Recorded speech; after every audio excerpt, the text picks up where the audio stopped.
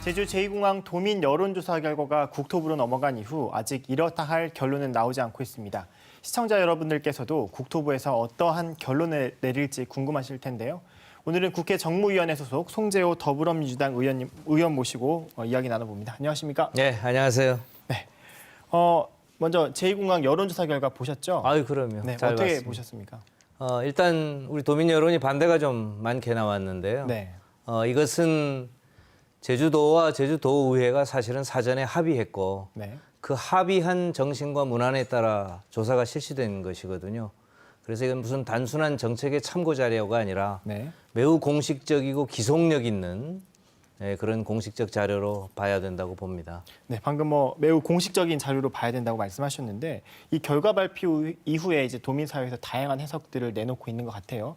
일부는 이거를 계속 진행해야 된다, 혹은 진행하지 말아야 된다, 또 혹은 도민 전체 여론조사 결과를 봐야 된다, 성산읍 주민 결과를 봐야 된다, 이렇게 정치권, 도민사회에서 좀 해석을 놓고 좀 분분한데 의원님 개인적으로는 어떻게 해석해야 된다고 보십니까? 이것은 이제 두 가지를 제시할 수 있겠는데 하나는 이미 그 제주도와 제주도의회가 합의할 때 네. 이 조사의 전체적인 결과가 사실은 도민의 의견이라고 이렇게 이미 제시되어 있는 그렇게 네. 해석될 수 있는 게 많고요. 두 번째는 국토부가 이 공항을 제2공항을 추진하면서 네. 두 번이나 공식적인 발표가 있었는데 그것도 전부 제주도민의 의견을 충실히 반영하여라는 표현입니다. 그러므로 전체 의견을 우리가 참고하는 게 맞다고 봅니다. 국토부가 이제 도민의 의견을 충실히 반영하겠다라고 했어요. 그래서인지 몰라도 국토부는 제주도한테 자꾸 이 여론조사 결과 이후에 대한 의견을 내달라 이렇게 하고, 또 제주도는 이 결과 외에 추가 의견을 내면 또 갈등을 야기할 수 있기 때문에 이 결과만 그대로 보내겠다 하면서 좀 어떻게 보면 책임을 넘기는, 수건 돌리는 모습인 것 같기도 한데 어떻게 의원님께서 보십니까? 저는 국토부가 수건을 돌린다고 보지는 않고요. 네. 일단 국토부 입장에서는 좀 당황스러울 겁니다. 왜냐하면 충실히 제주도민의 의견을 반영한다는 부대 조건이 네. 이렇게 공식적인 여론조사의 결과를 의미한다고 아마 국토부는 생각하지 않았을 거예요. 네. 근데 이제 그런 국토부의 생각과 달리, 물론 국토부도 암묵적으로 그렇게 해보는 게 좋겠다고 동의를 했겠지만, 네. 그러나 그와 달리 이미 반대 의견이 나왔을 때는 그것을 공식적으로 제주도의 도민의 의견으로 확인하기 위해서는 제주도의 확인 절차가 필요한 것이지요. 네. 그래서 아마 내일 모레 이렇게 10일까지는 제주도의 의견의 뭔지를 달라고 국토부가 공식적으로 요청한 것 같고요. 네.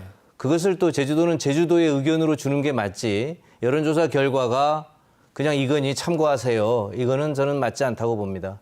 공식적인 도의 의견도 여론조사 결과면 그대로 이 결과가 우리 제주도의 공식적인 의견입니다, 이렇게 제출을 하는 게 맞지요. 그렇다면 일부 지금은 어찌됐건 단순히 수치만 전달한 것으로 보이는데, 그렇다면 제주도가 어느 정도 이 결과에 대한 해석을 조금 해서 보내야 된다고 보시는 거예요? 개인적으로 보시기에. 해석이 있는 게 낫겠지요. 전체적 도민의 의견은 이렇게 됐고 이런 부분에 대해서는 이렇게 생각을 하는데 등등등 해서 제주도는 공식적으로 이러하다라고 네. 해야 될 거고, 또 그럴 때 제주도의 입장에서 볼 때는 이게 단순히 공항을 하냐 마냐의 문제가 아니라 네. 기존 우리가 가지고 있는 공항 전체 인프라를 어떻게 앞으로 발전 전개해 나갈 것인가 하는 네. 미래지향적인 고민도 거기에 담겨 있지 않겠습니까? 네. 그런 부분들을 포함해서 충분히 의견이 제시돼야 된다고 생각합니다. 네, 아무튼 국토부가 10일까지 의견을 달라고 했으니 조금 더 지켜봐야 될 부분인 것 같고요. 지금 사실 제일 큰 도민사회의 걱정은 국토부가 결정을 내릴 때까지 또 갈등이 연장되는 게 아니냐 하는 우려가 있긴 있어요. 그래서 의원님께서 지난달 국무조정실장을 상대로 이 공항 갈등 관련 질의를 하셨잖아요. 당시 어떤 내용이었습니까? 갈등의 최종적인 관리의 책임은 국무조정실이 집니다. 네. 그러면 예를 들어서 우리가 국토부와 제주도의 갈등, 국토부와 환경부의 갈등 등 관련된 부처의 갈등이 첨예하고 네. 그것이 소위 결론이 못 날 지경으로 소위 이 상황이 악화된다면 네. 그것은 당연히 총리실에서 그걸 해야 되고 네. 총리실에서 그럴 준비가 되어 있느냐고 제가 물은 거고요. 네. 그 당시 이제 구윤철 국무조정실장이 총리실에서 충분히 그러한 것을 예견하고 준비를 또 해나가겠고 그게 당연한 직무다라고 답변을 했고요.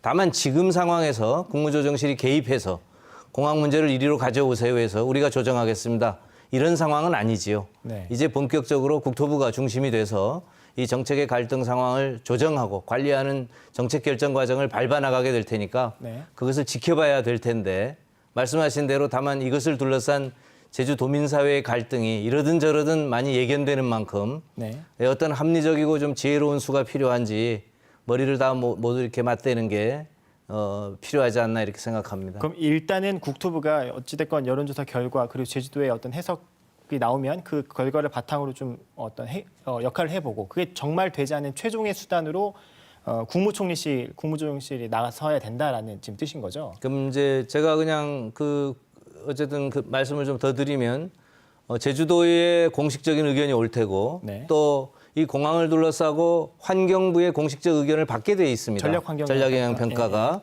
그 결과도 보고 네. 그렇게 나온 걸 가지고 국토부가 최종적인 결정을 해야 될 텐데 그 결정이 예를 들어서 제주도민의 의사와 크게 반하거나 네. 또 부처 간의 합의가 안 될 경우는 그런 제3의 장치, 국무조정이라고 하는 제3의 갈등 관리 장치를 우리가 메커니즘을 생각해 볼 수 있다는 뜻이고요. 네. 그 전에 민주당도 집권 여당으로서 책임 있는 당정 조정을 좀 할 필요가 있다 이렇게 봅니다. 그럼 일단 우선 또 질문 여기서 또 드릴게 국무조정실에서 만약 역할을 한다면 추후에 지난해 김해신 공항 검증위원회가 활동했었는데 일종의 그런 어떤 사례가 참고가 될 수 있을까요? 그렇죠. 김해 신공항 가덕도 신공항 건설 갈등도 이제 국무총리실에서 개입한 조정한 사례고요.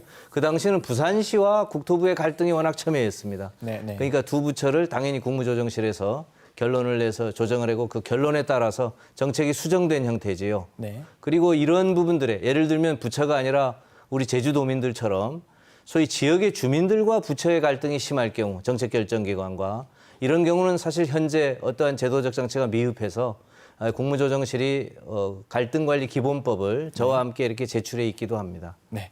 또 아까 의원님께서 말씀하신 것 중에 추후에 민주당 차원에서도 어떤 갈등 조정을 위한 역할을 해야 될 것으로 본다라고 하셨는데 뭐 2019년에는 당정 협의도 이끌어내신 바가 있고 그렇다면 제주 출신 국회의원도 어떠한 역할을 할 것인가가 상당히 궁금하거든요. 혹시 준비하고 계신 게 있으십니까? 네, 당연히 뭐 우리 제주 출신 국회의들이 논의해서 충분히 우리가 갈등을 이미 갈등 상황이 예견되기 때문에 네. 이것의 조정을 어떻게 해야 될지 의논하고 준비하고 있고요. 네.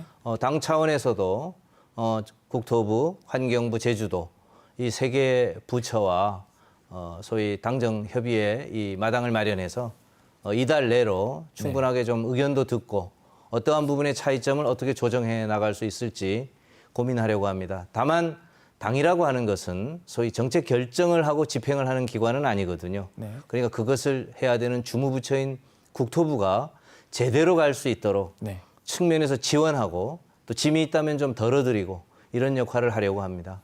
네, 알겠습니다. 이번엔 제주특별법 전부 개정과 관련된 이야기를 여쭤볼 건데요. 이달 초에 민주당 국가균형 발전 특별위원회 제주본부가 출범하면서 의원님께서 제주 과제를 발굴하겠다 이렇게 포부를 밝히셨는데 대략 어떤 내용이었나요? 문재인 정부가 우리 제주도민에게 약속한 국정과제가 두 개인데요. 네. 두 개 다 특별법의 형태로 되어 있습니다. 하나가 이제 4.3 특별법인데 4.3 특별법은 우리가 다행스럽게 통과됐죠. 이번에 이제 전면 개정안이 통과됐고 남은 하나가 특별자치 이제 국제자유도시 특별법을 전면 개정하는 네. 거지요. 이 개정을 위해서 민주당 중앙당에 균형발전 특별위원회라는 게 있습니다. 네. 여기에 특별자치가 붙여진 시도가 두 군데가 있는데요. 세종시와 제주도입니다. 네. 그래서 제주 세송 특별자치 지원단을 저희들이 만들어서 제주도와 제주도의회가 제주도민이 아니라고 올려오는 개정안을 네. 우리가 받아서 네. 특별법 개정 작업을 추진하려고 이렇게 준비하고 있습니다. 그럼 조금 더 세부적으로 보면 이 행정체제 개편도 이에 맞물려 돌아갈 것 같은데 제주에서 여러 해 동안 논의가 됐지만 아직도 결론을 못 내리고 있는데 개인적으로 보시기엔 어떤 체제로 가는 게 맞나요? 아주 중요한 주제인데요. 일단 구역 개편이 매우 필요하다고 보입니다. 네. 구역 개편은 이제 도가 조례로 할 수 있는 도와 도 우리 힘으로도 할 수 있거든요. 제주도에서.